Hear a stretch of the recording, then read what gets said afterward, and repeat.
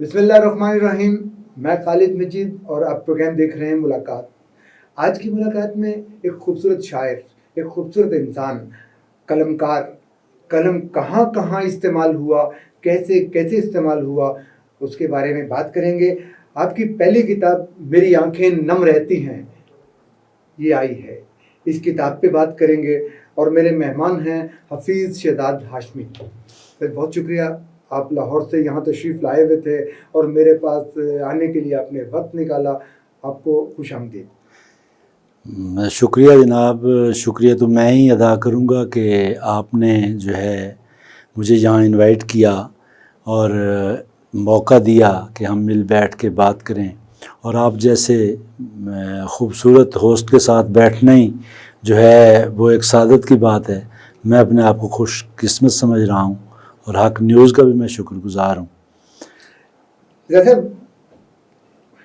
انسان جو کچھ بھی ہوتا ہے، خاص طور پہ یہ جو شاعر، مصور، یہ ساری چیزیں آرٹ جس کو کہہ لیں، یہ خدا کی ودیت ہے، بائی برتھ ہوتی ہیں. تو آپ پہلے کیا تھے؟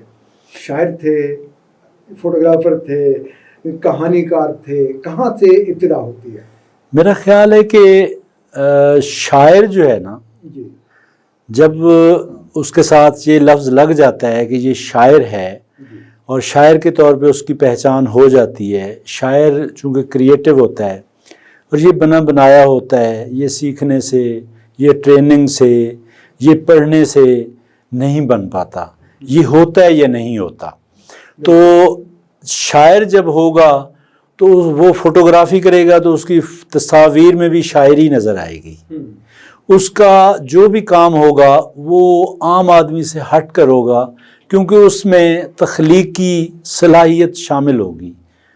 تو اس لیے وہ ذرا منفرد ہوگی. تو میں یہ سمجھتا ہوں کہ شاید شاعر ہونے کی وجہ سے ہی میں فوٹوگرافر بھی رہا، اچھا فوٹوگرافر رہا. اپنے 7 سال میں نے فوٹوگرافی کی. اپنے شہر سے میں پریزیڈنٹ بلا مقابلہ ایسوسی ایشن کا بنا.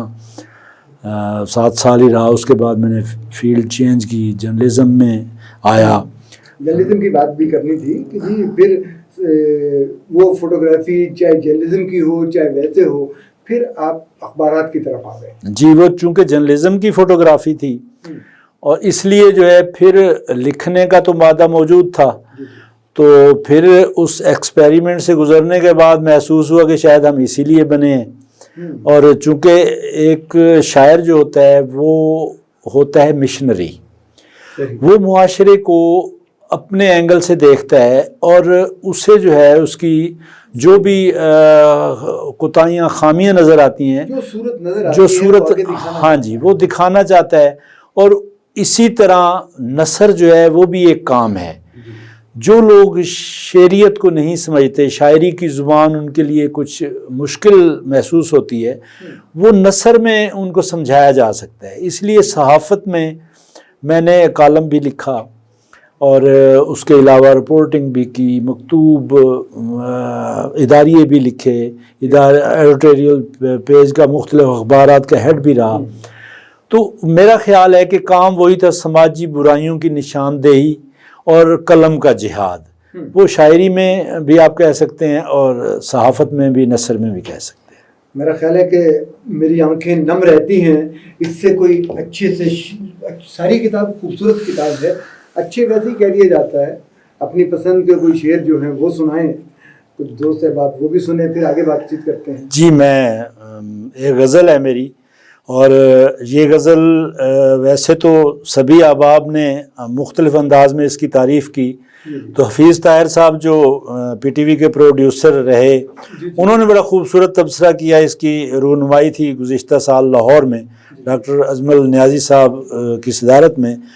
تو انہوں نے کہا کہ جو ہے نا واٹ اے ڈیلیشیس ڈش، اس مطلع کو انہوں نے کہا.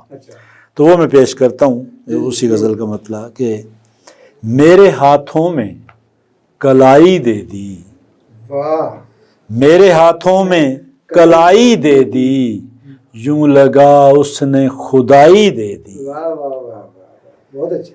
میرے ہاتھوں میں کلائی دے دی، میرے ہاتھوں میں کلائی دے دی، یوں لگا اس نے خدائی دے دی، اب میری جان کے وہ در پہ ہے، اچھا اب میری جان کے وہ در پہ ہے، دل تلک جس کو رسائی دے دی، واہ اب میری جان کے وہ در پہ ہے، دل تلک جس کو رسائی دے دی، جسم کی قید میں تڑپتا تھا، واہ واہ جسم کی قید میں جسم کی قید میں تڑپتا تھا، ہم نے جیون کو رہائی دے واہ دی، واہ واہ واہ بہت اچھا جسم کی، بہت شکریہ، جسم کی قید میں تڑپتا تھا، ہم نے جیون کو رہائی دے دی، اور حاکم وقت برا ہو تیرا، اچھا حاکم وقت برا ہو تیرا، کیوں ہمیں آگ پرائی دے دی، حاکم وقت برا ہو تیرا،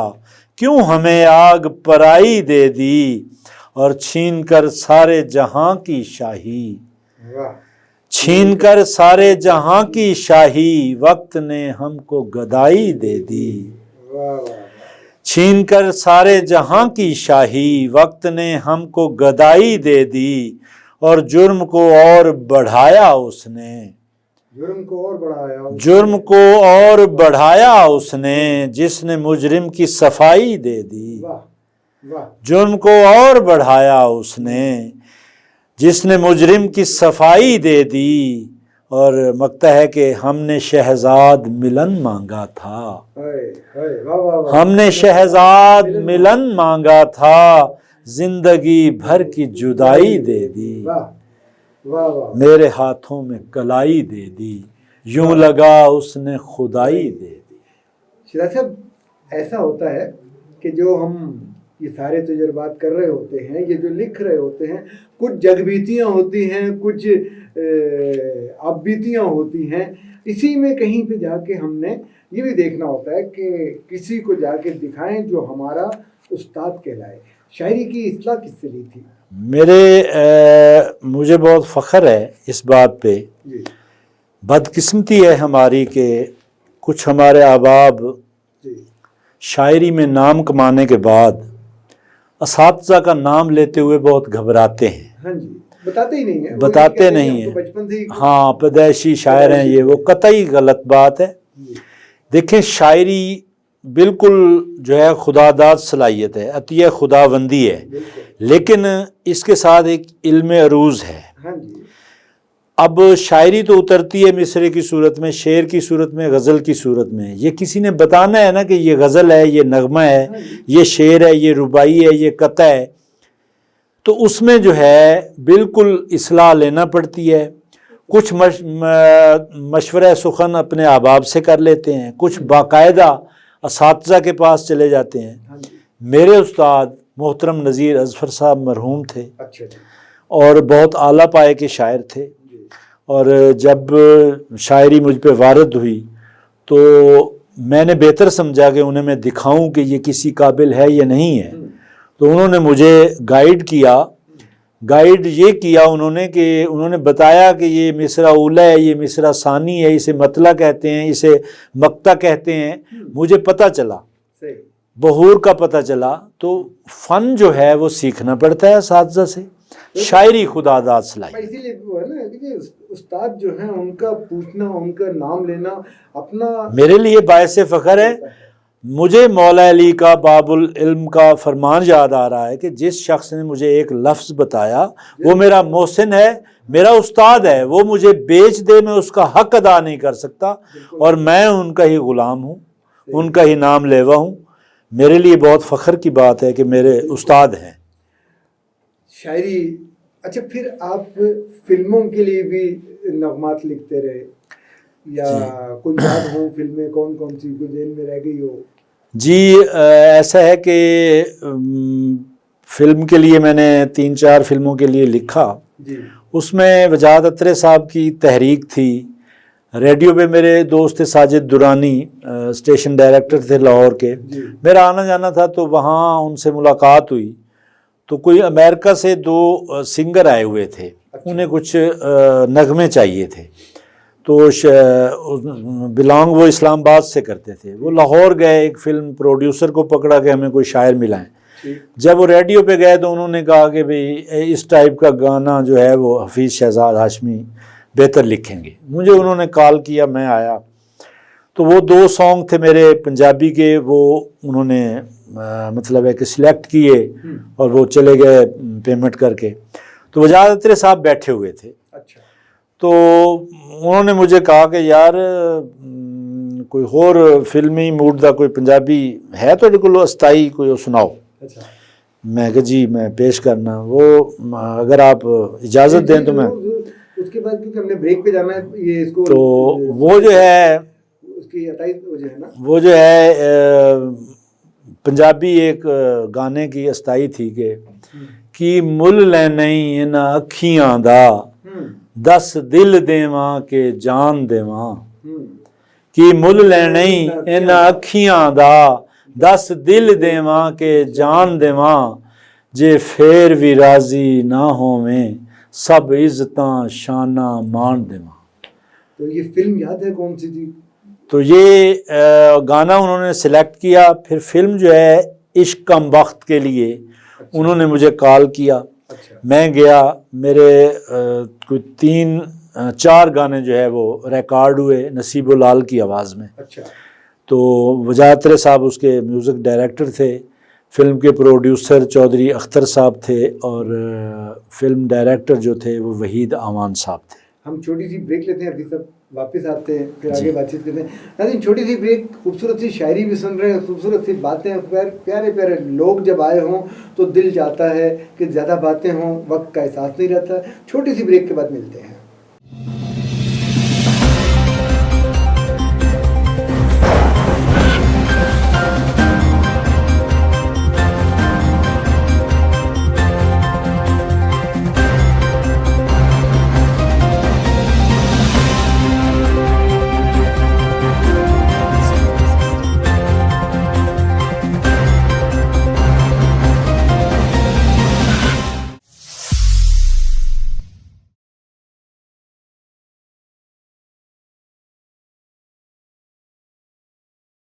ویلکم بیک ناظرین, ملاقات میں دوبارہ خوش آمدید.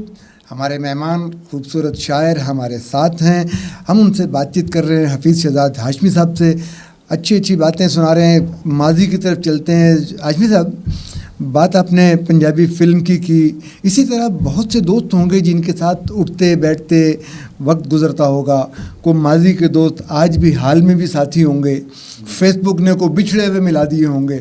کچھ جوانی کا کوئی ایسی بات, کوئی ایسی چیز, ابھی میں نے آپ سے کتابوں کے نام بعد میں پوچھوں گا, اس پہ بھی آتے ہیں, کوئی وہ بات سنائیں.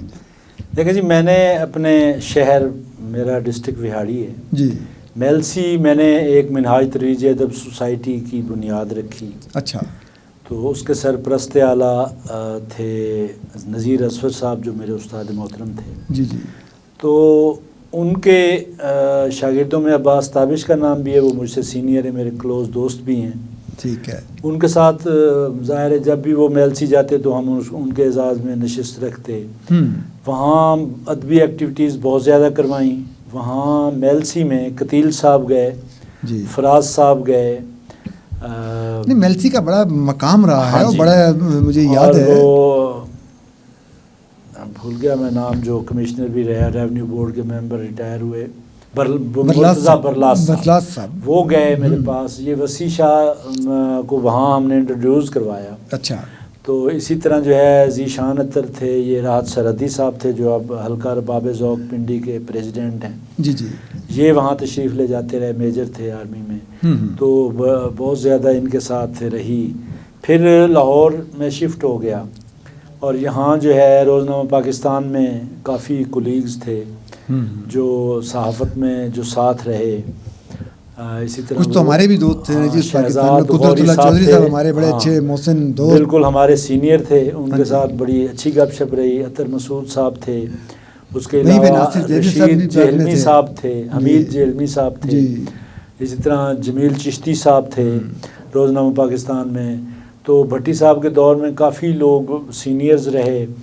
تو اسی طرح پھر پوئٹری کی طرف بھی رہا رجحان, تو اس میں چوپال میں پڑھتے رہے ہم. اچھا, چوپال میں ہال پاک ٹی ہاؤس، الحمرا ادبی بیٹھک، اور وہ قذافی اسٹیڈیم پنجاب ہال جو ہے، پھر ڈاکٹر شغرا صدف صاحبہ نے کافی وہ انہوں نے تو بہت اچھا، بہت اچھے اچھے کام کیے ہیں. ایسے ہی جو لوگ ہیں نا کام کرنے والے، ہاں جی. اس طرح کے جو ہوں تو بہت سارے ادارے ترقی کر اور جاتے ہیں. ہم نے جو ہے میرے دوستوں میں اس وقت جو ریسنٹ ہیں ان میں ڈاکٹر اختر شمار صاحب ہیں، اچھا.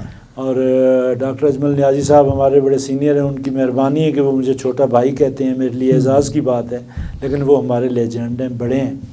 اسی طرح ڈاکٹر عمرانہ مشتاق صاحبہ ہیں، اعتبار ساجد صاحب ہیں، دوستوں میں ہیں، سینئر دوستوں میں ہیں. ان کے ساتھ ٹائم گزرتا ہے. اور مشاعرے اکادمی ادبیات کے بھی ہوتے ہیں. یہ پچھلے دنوں UMT میں ہوا لاہور میں، جی جی. پنجابی پہلا پنجابی مشاعرہ تھا، اچھا. جو ان کی ادبی کمیٹی نے کروایا، اور اس میں الحمدللہ میں چیف گیسٹ تھا. ہاشمی صاحب، اردو کی یہ شاعری کی کتاب آ گئی، آپ نے پنجابی میں بھی لکھا، سرائکی میں بھی لکھا، اردو میں بھی لکھا. جی. پنجابی کی کتاب کے حوالے سے کچھ بتا رہے تھے آپ، اور ساتھ اس کو پنجابی بھی تو سنائیں نا. جی، میں پنجابی کی غزل پیش کرتا ہوں. ہاں جی.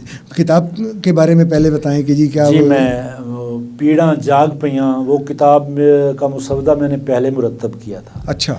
لیکن میرے استاد صاحب نے فرمایا کہ یار اردو کتاب لائیں، اس کا جو ہے نا پورے ملک میں سنی پڑھی جاتی ہے، پھر یہ محدود ہو جائے گی. پھر میں اردو کی طرف ایسا لگا کہ پنجابی کچھ پیچھے رہ گئی، بلکہ بہت پیچھے رہ گئی. پھر نغموں کی حد تک رہ گئی، اور میں اردو میں لکھتا چلا گیا. میرے 3-4 مسودے تیار ہیں اردو کے. اس کے بعد جو ہے وہ آ رہی ہے غزل تمہاری عطا ہے جانا. واہ، غزل تمہاری عطا ہے جانا. جی. اس کے بعد آ رہی ہے تیرے بعد. اچھا جی. اور پنجابی کی پیڑاں جاگ پیاں. ٹھیک ہے. اور سرائکی کی نام ابھی اس کا میں نے طے نہیں کیا، مسودہ تو اس کا بھی ریڈی ہے. پنجابی کی غزل آپ جی سنا رہے ہیں. میں پیش کرتا ہوں. جی. پنجابی کی غزل کا مطلب ہے کہ خواب دی روح تعبیر دے وچ سی. واہ واہ. خواب دی روح تعبیر دے وچ سی، عشق میری تقدیر دے وچ سی. ہاں، عشق میری تقدیر دے وچ. خواب دی روح تعبیر دے وچ سی، عشق میری تقدیر دے وچ سی. قیدو بیلے چوں کڈوایا. اچھا. قیدو بیلے چوں کڈوایا، رانجا وسدا ہیر دے وچ سی. واہ واہ واہ واہ واہ واہ.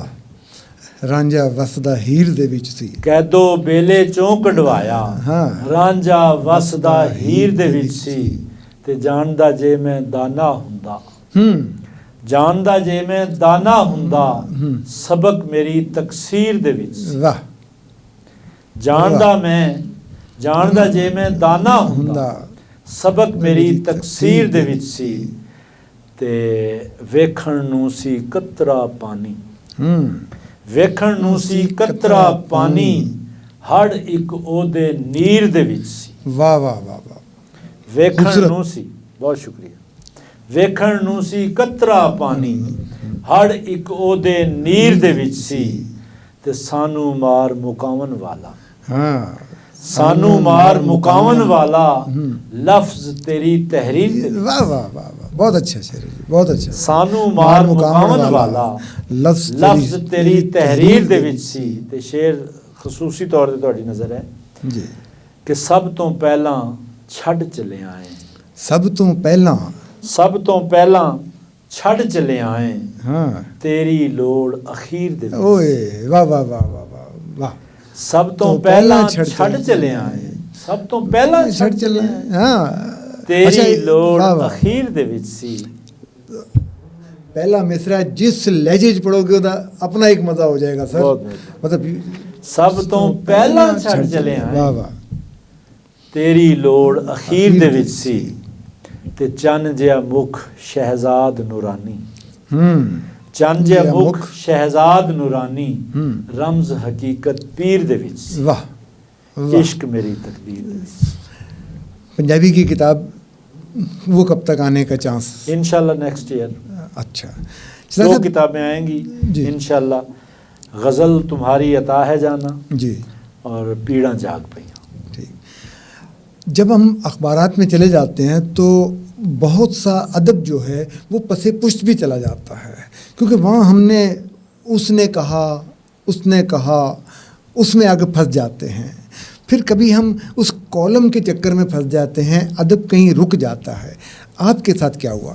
اچھا، یہ بات آپ کی کافی حد تک ٹھیک ہے کہ جب آپ نثر لکھتے ہیں نا تو جو میٹیریل ہے نا وہ ریلیز ہو جاتا ہے، پھر 1-2 دن غزل نہیں ہوتی۔